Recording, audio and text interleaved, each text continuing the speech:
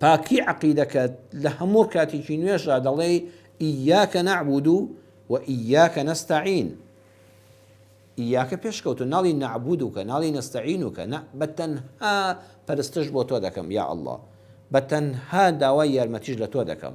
ئەگەر دەتەوێت پەرستشەکەت بۆ خوا ڕێک و پێک بێ ئەبێ ئیستیعانەکەشت بەس بە ئەڵڵا بێ. یعنی ئێستا تۆ بڵێ خوایە من بەس تەنها تۆ دەپەرستم، بەڵام لە داواکردنی خێروبێری ژیاندا وام خەیاڵ وایە غەیری خوش دەتوانێت یارمەتیم بدە، ئەوە پەرستەکە بەتاڵ بەوە، ئەو دوانە خوا بە یەکەوە هێناونی. ئەم قورئانە چەند وردە، بۆچی ئەمە دەبێ هەموو کاتێکی نوێژی فەرض و سوننەت ئەمە نەخوێنی نوێژەکەت بەتاڵە.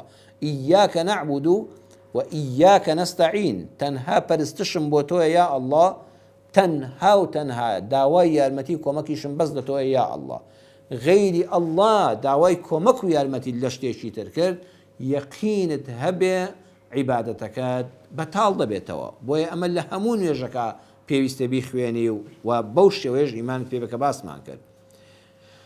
نەعبودو دەبێ نەستەعینی لەگەڵ بێ، نەک نوێژ بۆ خوا بکەی بەڵام لە جیاتی حەسبی ئەڵڵا پەنا بۆ سیحر و جادو فاڵچی ببەی. ئەگەتان لێبێ ئەو کەسانی کە بەرجی مەلا و بانگخوازی دەپۆشن کە بەداخەوە لە کۆمەڵگەی کوردستانیماندا ڕۆژ بە ڕۆژی زیاد دەکەن، کار و کاسپیان بۆتە جنۆکە دەرکردن و سیحر بەتاڵکردنەوە و گومانە خستنە دڵی خەڵکەوە.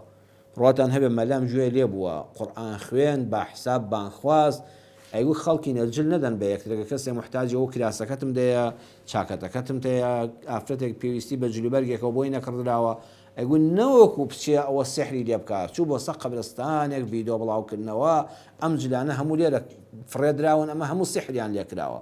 دوایی جلەکەت کە سحری لێکرات تۆ هەتا بەدبەخت دەبی. وەرە بە ناوی دینەوە، بە ناوی مەلایەتیەوە، بە ناوی بانخوازیەوە ئەم خوڕافیاتە ئەی باشە ئەو جلانە کە لەو سەق قەبرستانە کەوتونیان خۆت فڕێدداون یان شێ دەڵێ بجل بە تەنافێکەوە لە شوێنێکەوە با نەیبردووە، با بردوێتی لەو پەنای خستوێتی جلێکی کۆم بۆ فڕێدراوە لە سەرانگوێرکێکە لە زبڵدانێکەوە هێناوێتی، تۆ بۆ گومان دەخەیتە دڵی خەڵکەوە. نەعوذ بالله جای ژیان وای لێ هات ساحیرێک بتوانێت تۆ بەدبەخت کە، تۆ بەدفەساڵ کە، تۆ شود بۆ بکرێت، تۆ منداڵت ببێ، ئەگەر ئەوە نەبێ ینی دەسەڵاتی خوا نەعوذ بالله لە کوێدا دەبینی؟ ئەو خەڵکەم پێ سەیرە خۆی بە ئەهلی مزگەوت دەچێت بۆ عومرە دەچێت بۆ حەج کەچی بڕاشی بە ئەو خوڕافیاتانەیە. شەر نییە هەرچی جلی مەلا و بانخوازی لەبەر بێ ڕەسەن و پەسند بێ. ئەمڕۆ تەزویر لە هەموو شتێکا دەکرێت، ئەوە تا هەمووی بڵێن بەخوا تەقلیدە، ئەمە تەزویرە.